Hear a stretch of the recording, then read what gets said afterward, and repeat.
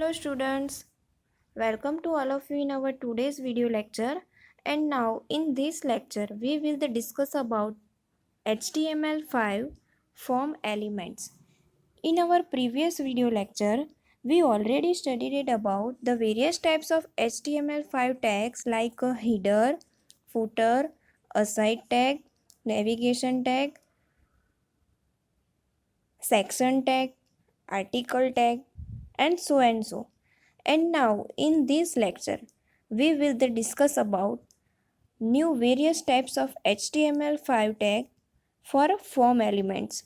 So now our first HTML5 form element tag is data list tag. So what is data list tag and how we can use data list tag in our HTML 5.0 coding of program? Data list tag is a nothing but collection of data and store in one type of list. So it's known as a data list tag and it is also known as a drop down list. કે જ્યારે પણ વધારે ડેટાને આપણે કોઈ એક લિસ્ટમાં collect કરીને સ્ટોર કરવા હોય ત્યારે આપણે કયા ટેગનો યુઝ કરીશું? Data list ટેગનો.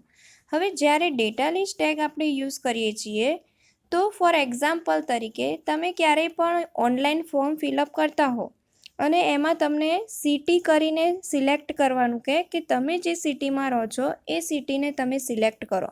તો જ્યારે તમે સિટી પર ક્લિક કરશો તો તમને નીચે various types of city show થઈ જશે. એમાંથી તમારે at a time any one select કરવાની હોય છે. તો આ જે વસ્તુ કોડિંગમાં બનાવવાની છે તો એના માટે કયો ટેગ યુઝ કરીશું આપણે? ડેટા લિસ્ટ ટેગ, જેને આપણે કહીશું ડ્રોપ ડાઉન લિસ્ટ. તો અહીં તમે જોઈ શકો છો કે આપણે ડેટા લિસ્ટ તરીકે શું યુઝ કર્યું છે? Browser.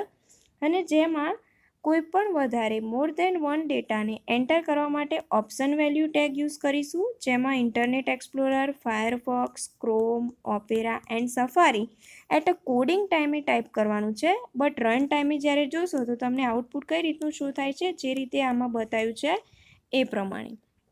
So data list element specify list of predefined option for an input element. તો જ્યારે પણ આપણે કોડિંગ ટાઈમે મોર દેન વન ડેટાને એટ અ રન ટાઈમે શો થવા માટે યુઝ કરવાનું છે એ કયો ટેગ છે? ડેટા લિસ્ટ ટેગ, જેને ઇનપુટ એલિમેન્ટ તરીકે આપણે જ્યારે વેલ્યુ એન્ટર કરાવીશું ત્યારે કયો ઓપ્શન કરવાનું છે? Option value. સો અહીં એક્ઝામ્પલમાં જુઓ, ઇનપુટ ટેગમાં લિસ્ટમાં આપણે આપ્યું છે બ્રાઉઝર, નેમ સેમ રાખ્યું છે, આઈડી આપણે બ્રાઉઝર આપી છે, તો એમાં various types of browser enter કરાવવા માટે કયા ટેગ યુઝ કર્યો છે? Option value. એન્ડ લાસ્ટમાં ડેટા લિસ્ટ ટેગ ક્લોઝ કર્યું છે. So this type of coding write down in Notepad as well as Notepad plus plus. So first of all you open a Notepad, otherwise Notepad plus plus, then write down tag opening the first of all HTML, then head, title, given the title, close of title tag, after close the head tag, then open a body tag, and finally you can write down this type of code as a same in our HTML, otherwise HTML++. Then write down code after closing the body tag and then close the HTML tag, and then this file save with .html extension, and finally your file run with any browser. Next એના પછી છે keygen. This tag is very most important in our HTML 5.0 અને આ tag GTUની એક્ઝામમાં વારંવાર પૂછાય છે. તો આ ટેગને ધ્યાનથી તમે વાંચજો, સ્ટડી કરજો, because keygen tag is a very important tag of our HTML 5.0. તો HTML 5.0માં કીચેનનું શું વર્કિંગ છે? તો એ ટેગ આપણને સિક્યોરિટી પ્રોવાઈડ કરે છે at a run time. So this element tag is to provide secure way to authenticate user. જ્યારે પણ કીચેન એલિમેન્ટ સ્પેસિફાય કરીશું તો key pair generator field in a ફોર્મમાં શું જનરેટ થશે? એક કી પેર જનરેટ થશે. અને જ્યારે પણ કોઈ યુઝર ફોર્મને સબમિટ કરાવશે ત્યારે જે કી પેર જનરેટ થાય છે એટલે કે બે પોર્શન મળશે. એક પોર્શન હશે આપણો one private and another portion હશે વન પબ્લિક. સો પ્રાઇવેટ છે એ એઝ અ લોકલી સ્ટોર થશે અને જે પબ્લિક છે એ સર્વરને સેન્ડ થઈ જશે. એટલે public could use to generate client certificate to authenticate the user in the future.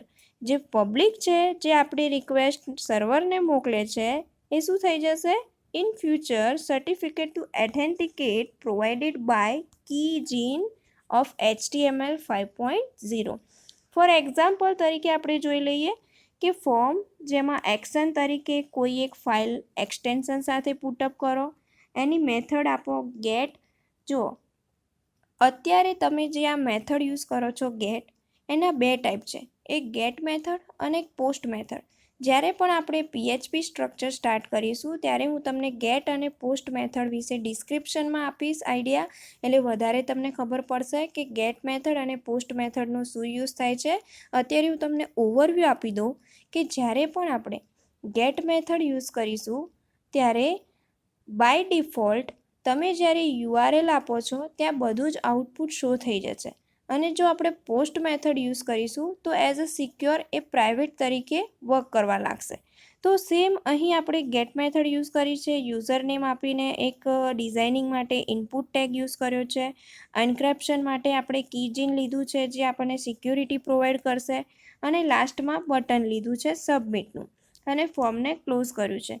તો જ્યારે પણ આપણે અહીં યુઝર નેમ આપીશું, એન્ક્રિપ્શન સિલેક્ટ કરીશું ત્યારે URLની અંદર જેટલા પણ ડેટા આપણે યુઝર નેમમાં કે પાસવર્ડમાં આપીશું તે એડ્રેસ બારમાં શો નહીં થાય, બિકોઝ આપણે શું યુઝ કરીએ છીએ? કીજીન.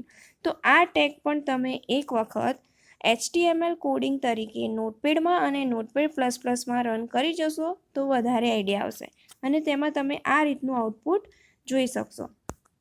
Next HTML5 video tag. હવે આપણે જ્યારે HTML4માં વિડીયો માટે ટેગ યુઝ કર્યો હતો તો તમને યાદ હોય તો એમાં આપણે એમ્બેડ ટેગ યુઝ કર્યો હતો. એમ્બેડ ટેગ યુઝ શેના માટે કર્યો હતો? વિડીયો માટે. તો HTML4 જે છે એમાં જો કોઈ આપણે વિડીયો બતાવવો હોય તો એના માટે સ્ટાન્ડર્ડ ટેગ એમ્બેડ ટેગનો યુઝ કરવો પડે છે. બટ અહીં કોઈ જ સ્ટાન્ડર્ડ ટેગ યુઝ કરવાનું નથી. HTML ડાયરેક્ટલી જ પ્રોવાઈડ કરી દે છે વિડીયો ટેગ. તો જો અહીં તમે જોઈ શકો છો વિડીયો ટેગ યુઝ કર્યો છે, એની સોર્સ ફાઇલ આપી દીધી છે અને ફાઇનલી આ રીતે આપણને વિડીયોનું આઉટપુટ મળી જાય છે. અહીં કોઈ જ વિડીયો માટે એક્સ્ટ્રા સ્ટાન્ડર્ડ ટેગ યુઝ કરવો પડતો નથી. જો તમારે HTML 5.0 યુઝ કરવું હોય તો એમાં વિડીયો ટેગ આપણે યુઝ કરીશું એટલે વિડીયો ટેગના ડાયરેક્ટલી સોર્સ ફાઇલ સાથે આપણને મળી જશે આઉટપુટ. સેમ ઓડિયો માટે પણ એવું છે. ઓડિયો ટેગ યુઝ કરો એટલે ડાયરેક્ટલી આપણને કોઈ ઓડિયો માટે એક્સ્ટ્રા સ્ટાન્ડર્ડ ટેગ યુઝ કરવાની જરૂર પડતી નથી. અત્યારે હાલમાં નોટપેડમાં જો તમે એમ્બેડ યુઝ કરો તો એ તમારું 4.0 વર્ઝન કાઉન્ટ થઈ જાય અને જો તમે વિડીયો યુઝ કરો તો એ 5.0 કાઉન્ટ થઈ જાય. એટલે એમાં કોઈ અલગથી HTML 4.0 માટે અને HTML 5.0 માટે નોટપેડમાં કોઈ અલગ વર્ઝન ક્રિએટ કરવાની જરૂર નથી.